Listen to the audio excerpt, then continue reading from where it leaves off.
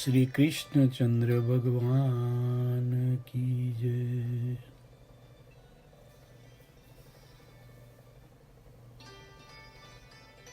નારદજી કહે, હે વસુદેવજી,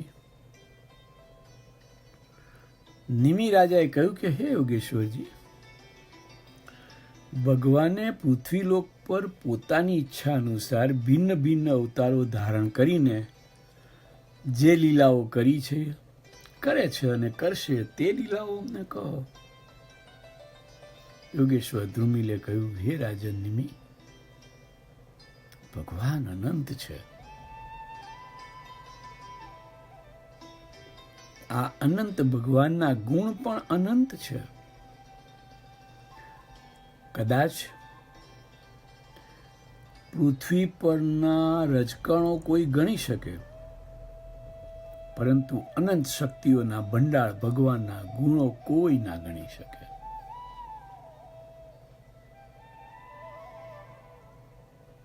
પંચ મહાભૂતોથી બ્રહ્માંડ રચ્યા બાદ આદિદેવ નારાયણે લીલા કરવા માટે જ પોતાના અંશથી તે બ્રહ્માંડમાં પ્રવેશ કર્યો.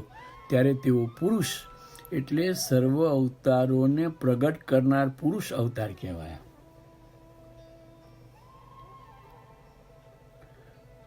ત્રણેય જગતની રચના એટલે આ પુરુષ અવતારનું શરીર. હવે આ ત્રણેય લોકમાં રહેનારા પ્રાણી માત્રની કર્મેન્દ્રિયો અને જ્ઞાનેન્દ્રિયો પુરુષ અવતાર વિરાટની ઇન્દ્રિયોથી કામ કરે છે. તેમનું જ્ઞાન સ્વતઃ સિદ્ધ છે. સૃષ્ટિના પ્રારંભમાં બ્રહ્માંડની રચના માટે તે પુરુષ અવતારના રજોગુણથી બ્રહ્માજી, સત્વગુણથી વિષ્ણુ અને તમસ ગુણથી શંકર ઉત્પન્ન થયા. આ રીતે બ્રહ્મા, વિષ્ણુ અને મહેશ નિમિત્ત બન્યા અને તેથી પ્રજાઓની ઉત્પત્તિ, સ્થિતિ અને નાશની નિત્ય પ્રક્રિયા ચાલુ જ છે. આ આદ્ય પુરુષ છે.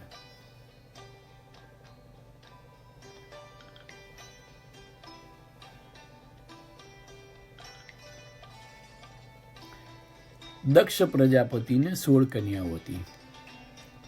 તેમાંની એક પુત્રીનું નામ મૂર્તિ હતું. તે ધર્મની પત્ની હતી. આ બંનેથી નર અને નારાયણ નામના ભગવાનનો અવતાર થયો. આ નર નારાયણ ઋષિઓમાં શ્રેષ્ઠ અને શાંત અવતાર છે.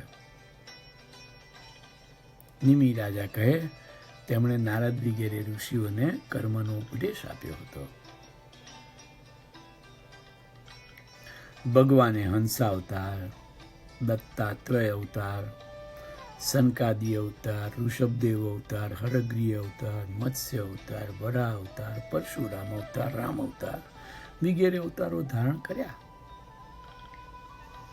ભગવાન જન્મા હોવા છતાં પણ પૃથ્વી પરથી ભાર ઉતારવા યાદવ કુળમાં શ્રી કૃષ્ણ તથા બલરામ સ્વરૂપે અવતાર ધારણ કરી દેવો પણ જે કર્મો કરવા અસમર્થ છે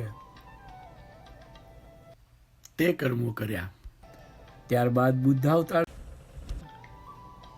અને કળિયુગમાં કલ્કી અવતાર ધારણ કરી શુદ્ર રાજાઓનો નાશ કરશે. બાકી હે મહારાજ, આમ તો બધું જ ઈશ્વરમય છે.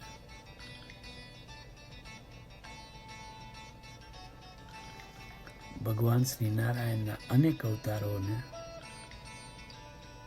અને લીલાઓને વિદ્વાન પુરુષોએ પોતપોતાની રીતે વર્ણવ્યા છે.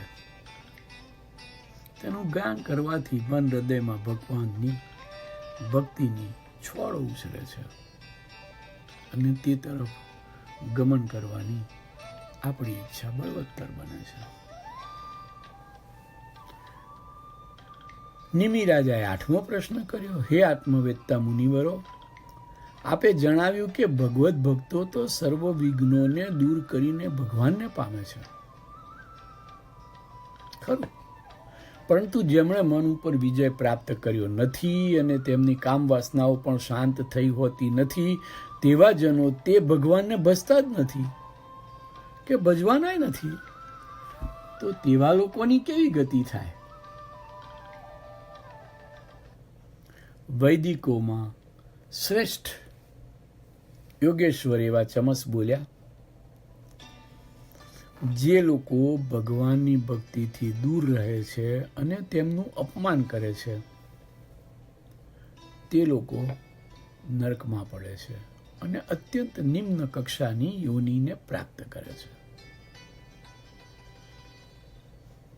હે રાજન, ખલ પુરુષોને તો લક્ષ્મી, વિદ્યા, ઐશ્વર્ય, કુટુંબ, કબીલો, રૂપ, બળ, શક્તિ વગેરેનું ખૂબ જ અભિમાન હોય છે. આવા લોકો અત્યંત ગર્વિષ્ઠ હોવાથી સદપુરુષોનું, ભક્તોનું અને ભગવાનનું અપમાન કરે છે. પરંતુ તેમને ખબર હોતી નથી કે ભગવાન તો આકાશની જેમ પ્રાણી માત્રમાં સદાય રહેલો છે.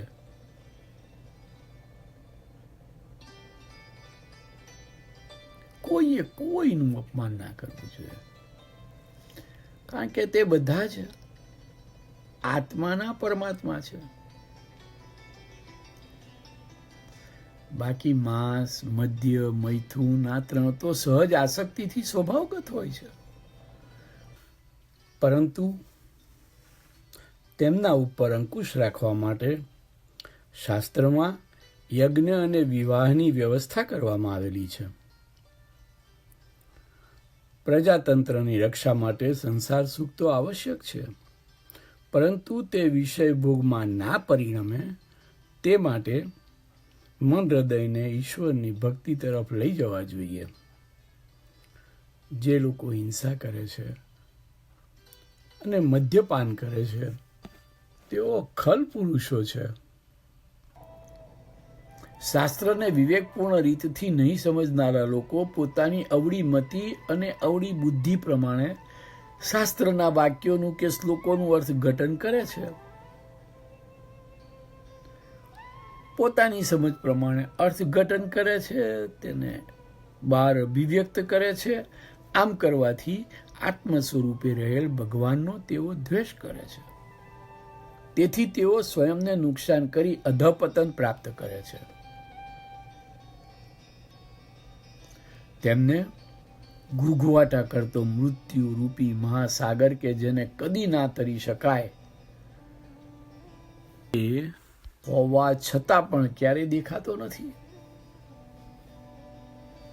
જે લોકોને લક્ષ્મીનો, ઐશ્વર્યનો, કુટુંબનો, રૂપનો, બળનો, સત્તાનો વગેરેનો મદ ચડી ગયો હોય છે, તે સૌ આ બધું જ કોઈ પણ પ્રકારે પ્રાપ્ત કરવા માટે પ્રયત્નશીલ રહી ઈશ્વરથી તો વિમુખ જ રહે છે.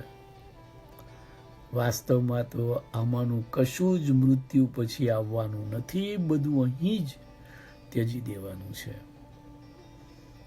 આવા લોકોમાં નથી હોતું તત્વજ્ઞાન, કે આવા લોકો પૂર્ણપણે મૂર્ખ પણ નથી હોતા.